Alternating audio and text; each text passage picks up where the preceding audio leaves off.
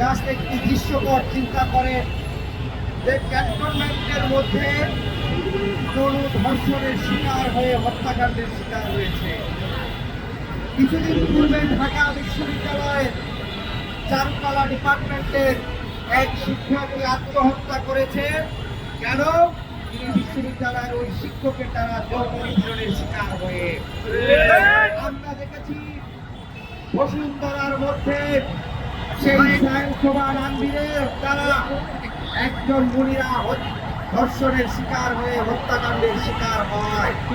আমরা দেখি স্কুলের শিক্ষক থেকে শুরু করে বাসের হেল্পার কিংবা ওই ক্যান্টনমেন্ট, বাংলাদেশের আজকে কোন জায়গা আজকে নারীর জন্য নিরাপদ নয়। তেমনি ভাবে শিক্ষাগত যোগ্যতার দিক থেকেও যদি আপনি দেখেন, ওই বাসের হেল্পার থেকে বিশ্ববিদ্যালয়ের সর্বোচ্চ বিদ্যাপীঠ যিনি শিক্ষায় শিক্ষিত হয়েছেন, চারুকলার শিক্ষক হয়েছেন, তিনিও তার ছাত্রীদেরকে যৌন নিপীড়ন করে থাকেন। তার মানে আমাদের কোথাও গলদ আছে।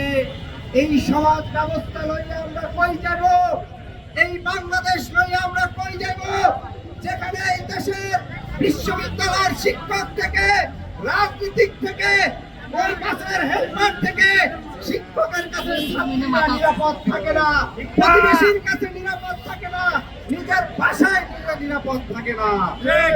সংগ্রামী উপস্থিতি, এই যে আজকে রামিসাকে ধর্ষণ করে হত্যা করলো, তার নিজ বাসার পাশের প্রতিবেশীর এই ঘটনা ঘটিয়েছে। অর্থাৎ নিজেদের বাসাও যেখানে আজকে কেউ নিরাপদ নয়। একই সাথে বন্ধুগণ, এর বিষয়ে আমাদের খুবই কার্যকরী উদ্যোগ নিতে হবে। প্রথমত আমরা দেখি যখনই করে ধর্ষণের ঘটনা খুবই চাঞ্চল্য তৈরি করে, তখন কয়েকদিন আন্দোলন সংগ্রাম হয়, কিন্তু এরপরে এর কোনো বিচার, সুষ্ঠু বিচার দ্রুত হয়ে থাকে না। আমরা দেখি করুণ বিচার আজকে 10 বছর ধরে ঝুলেছিল। কেন ঝুলেছিল? কারণ ওই ক্ষমতার প্রশ্ন, ওই ক্যান্টনমেন্টের প্রশ্ন, যেখানে তরু ধর্ষণের শিকার হয়েছিল, যেই কারণে সেই ধর্ষণের বিচার করতে 10 বছরের বেশি লেগেছিল। তেমনিভাবে মুনিয়াকে ধর্ষণের পরে হত্যা করা হয়েছে, সেই বিচারও আমরা এখন পর্যন্ত দেখিনি। বরঞ্চ সেই বসুন্ধরা গ্রুপ বাংলাদেশের মধ্যে আলাদা একটি রাষ্ট্র তৈরি করে, যেখানে সিটি কর্পোরেশনের বাইরে নিজেদের একটা স্বায়ত্ত শাসন তৈরি করেছে। আমরা বলতে চাই, বাংলাদেশ রাষ্ট্রকে এই ধরনের মাফিয়া, গুন্ডা এবং রাষ্ট্রের মধ্যে আরেকটি রাষ্ট্র, ছোট রাষ্ট্র তৈরি করা যাবে না। অতএব আমাদেরকে ধর্ষণের বিচার দ্রুত করতে হবে। একই সাথে ধর্ষকের সাথে কোন সেনাবাহিনীর কর্মকর্তা জড়িত থাকলে, কোন বিশ্ববিদ্যালয়ের শিক্ষক জড়িত থাকলে, বাসের হেল্পার জড়িত থাকলে, যেই জড়িত থাকুক না কেন, ন্যায় বিচারের প্রশ্নে বিন্দুমাত্র ছাড় দেওয়া যাবে না।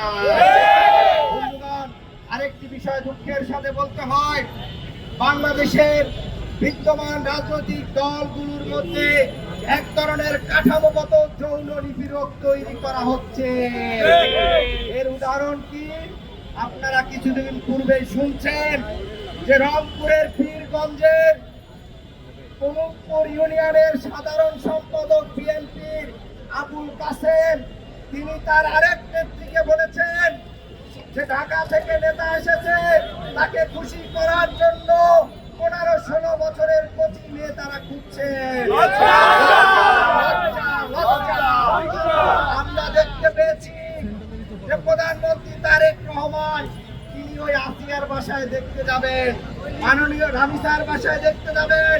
মাননীয় প্রধানমন্ত্রী, আপনার দলের ভিতরে যে সিস্টেমেটিক ধর্ষক আছে, তাদেরকে বহিষ্কার করে, তাদেরকে গ্রেফতার না করে, কোনো সঠিক তদন্ত না করে আপনি শুধু ওই রামিসার বাসায় যাবেন, সেটির দ্বারা এদেশে ধর্ষণ কমবে না। আমরা স্পষ্ট বলতে চাই, আমরা ফ্যাসিবাদের সময় দেখেছিলাম ইডেন কলেজের নারী শিক্ষার্থীদেরকে ছাত্রলীগের নেতারা বড় বড় নেতাদের বাসায় পাঠাতো, যৌন নিপীড়নের জন্য যৌন দাসী হিসাবে ইডেন কলেজের বহু নারী শিক্ষার্থী মিডিয়ার সামনে কান্না করে এসে বলেছে, আমরা এই ছাত্র রাজনীতির নামে এক ধরনের সিস্টেমিক যৌন নিপীড়নের শিকার হয়ে থাকি। আমরা বলতে চাই, আজকে ক্ষমতা পরিবর্তন হয়েছে, 5ই আগস্ট হয়েছে, আজকে বিএনপির জায়গায় আওয়ামী লীগের জায়গায় বিএনপি এসেছে, সেখানে বিএনপির একজন পদধারী নেতা বলেন তার নেতাকে খুশি করতে সেই নারীদেরকে লাগবে। তার মানে আমাদের সমাজে যারা রাষ্ট্র পরিচালনা করছে তারা নারীকে একজন শুধুমাত্র সেক্স অবজেক্টিভ হিসাবেই দেখে থাকে।